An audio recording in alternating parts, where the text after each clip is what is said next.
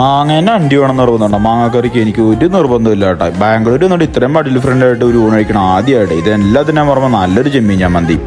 മാങ്ങക്കറീൻ്റെ ഇപ്പോൾ നല്ല കട്ട മോരുകറി എന്തെങ്കിലും കോമ്പിനേഷൻ ഉണ്ടാവും. എന്നാൽ ഒടുക്കത്തെ കോമ്പിനേഷൻ ഉണ്ടാവും. ബാംഗ്ലൂർ വന്നിട്ട് നാടൻ മത്തി ഒന്നും ആരും വാശി പിടിക്കില്ല. എന്നിരുന്നാലും ഈ മത്തി അടിപൊളി. ഫസ്റ്റത്തെ ഉരുള കഴിക്കാൻ എനിക്ക് വേറെ ഒന്നും ആലോചിക്കാണ്ടായിരുന്നു. ഒടുക്കത്തെ ഒരു ചെമ്മീൻ ചമ്മന്തി മോരുകറിയും കൂടിയിട്ട് ഊണിൻ്റെ ഉദ്ഘാടനം കഴിച്ചു. ഈമ്പാനുള്ള അണ്ടിയില്ലെന്നുള്ളൊരു കുറവ് തന്നെയാണ്. ഇപ്പോഴും പാത്രത്തിൽ നിന്ന് ഒരു വായിലെടുത്ത് വെച്ചപ്പോൾ ഉണ്ടല്ലോ, ആ കുറവൊന്നും കുറവല്ലാണ്ടായിട്ടോ. ഒടുക്കത്തെ ടേസ്റ്റ് എന്ന് പറഞ്ഞ പോലെ ഒടുക്കത്തെ ടേസ്റ്റ്. പരിസമാപ്തിയിലേക്ക് എത്തിയപ്പോഴേക്കും കിട്ടിയതെല്ലാം കൂട്ടി കുഴച്ചു. അതിൻ്റെ ടേസ്റ്റിനെ പറ്റി വർണ്ണിക്കാനുള്ള കഴിവ് എനിക്കുണ്ടെന്ന് തോന്നില്ല കേട്ടോ. എല്ലാം കഴിഞ്ഞ് ഏറ്റവും അവസാനമാണ് മത്തി തലങ്ങടെ കടിച്ചു വലിച്ചു എടുത്തപ്പോൾ എവിടെ നിന്നില്ലാത്തൊരു ആത്മസംതൃപ്തി.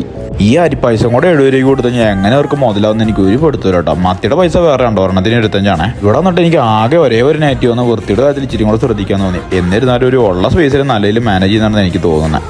പറഞ്ഞു വരുന്നത് കോശീസ് കോളേജിലേക്ക് പോകുന്ന വഴിക്കുള്ള വായില റെസ്റ്റോറൻറ്റ് പേര് കേട്ടോ. ഫസ്റ്റ് ഫ്ലോറിൽ ഒരു കുഞ്ഞ് ഹോട്ടലാണെന്നുണ്ടെങ്കിലും നിങ്ങൾ ബാംഗ്ലൂരാണെന്നുണ്ടെങ്കിലും ബാംഗ്ലൂരിൻ്റെ ഏത് മൂലയിലാണെന്നുണ്ടെങ്കിലും ഉണ്ടല്ലോ, വന്ന് കഴിച്ചു കഴിഞ്ഞാൽ അടിപൊളി ഫീൽ ആയിരിക്കും ഇവിടെ ചോറും കറികളെല്ലാം.